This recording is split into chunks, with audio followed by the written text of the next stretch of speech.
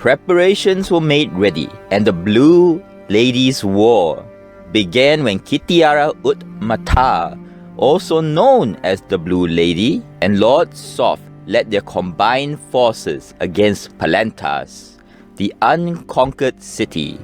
But unbeknownst to Kitiara, Lord Soth had fallen in love with her, as he felt she was the only woman who he could see as his equal, and this whole war that he had convinced her to do was so he could betray her and claim her soul.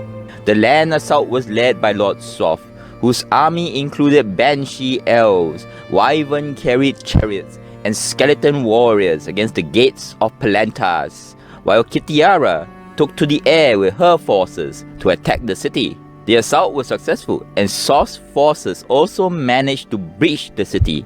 They killed all in their path, and Soth was finally able to exact revenge on the city's citizens for what he perceived was their role in his demise centuries before. Soth only stalled when he reached the Tower of High Sorcery, where he found Kitiara, but waited till Ratslin's dark elf apprentice Dalamar the Dark had struck Kitiara with a deadly blow with his dagger before coming to claim her body. The dying Kitiara pleaded with Tanis, half-elven, to save her from Soth, but Soth and Dalamar in the end managed to convince Tanis that saving her was basically throwing away everything he had, such as his life with Lorana, as defeating Soth was nigh on impossible as Tanis was. With that, Soth left with Kitiara's body and pulled his forces back. Without the undead army's support, Kitiara's forces were routed. Luckily, for Kitiara that is, the ironic betrayal of Lord Soth's own servant, Caradoc, meant that he too failed in his goal of claiming the Blue Lady's soul. Now it is at this point there is a debate among chroniclers about what happens to Soth. Some say that he entered the realm called Loth, and others, including the most trusted source of history on Lord Soth, the Hickmans, say that it never happened. Thus, this is the route I will take in this tale. Left to say that in summary, Loth was a prison realm meant to torture a soul with external opportunities of dreams and escape, to only end in failure. And in the end, Soth made it out after many intrigues. Now back to the Hickman's history of Lord Soth.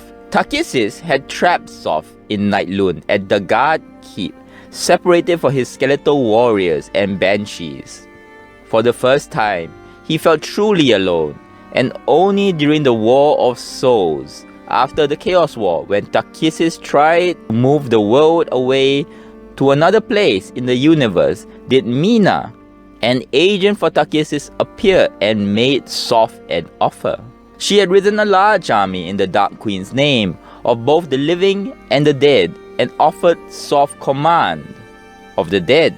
Now, although many were fooled into thinking Mina served a one god, Soth saw through the plan and knew it was Takhisis and refused Mina. His reason for refusing being that during the time he was alone, he had ample time to reflect on his deeds and had finally put aside his pride and accepted responsibility for what he had done over his long life and unlife. Spurned again, Takhisis took to using scare tactics and gave Soth back his humanity and set the Guard Keep on fire again, threatening him with true death. But the plan backfired, as she had given Soth all he ever wanted, in giving him back his humanity and allowing him to die. With his dying breath, he swore that he would find his wife and son and make it up to them. And with that is the end of the story of Lord Soth, the Knight of the Black Rose. I hope you enjoyed. Until next you visit, till Next word.